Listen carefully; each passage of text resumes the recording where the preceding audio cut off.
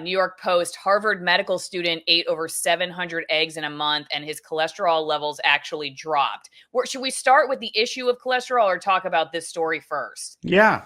So, look, the great irony of how the medical establishment got everyday Americans to tiptoe around cholesterol when buying their food and choosing food.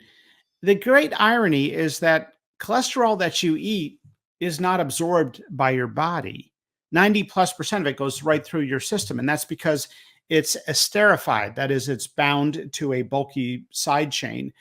The cholesterol in your cell, and we have cholesterol in every cell in the body, is made by your body. It's made in the liver. So this is an amazing irony and a good example of how groupthink took on a life of its own. The idea that you need to avoid cholesterol has never been supported by science. It makes no sense. It's illogical. And yet it's been the number one health recommendation put forth by the medical establishment for the last 60 years.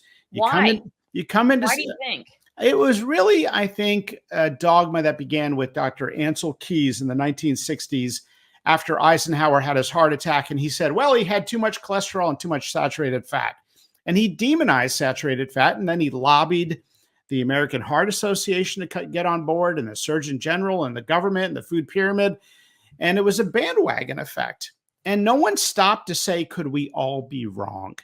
And in fact, 3 major studies were done to try to prove that saturated fat causes heart disease. None of them found that association to be true. But it took on a life of its own. So when people have come into their doctor for the last 60 years, the number one health recommendation we tell people is, well, try to eat better. And if you ask, how do you define try to eat better? We say, well, avoid cholesterol and saturated fat. And we have had this massive blind spot around ultra processed foods, right? Seed oils and pesticides. If pesticides are killing pests, what are they doing to our microbiome? That is the lining of our GI tract with millions of different bacteria that are involved in digestion and immunity.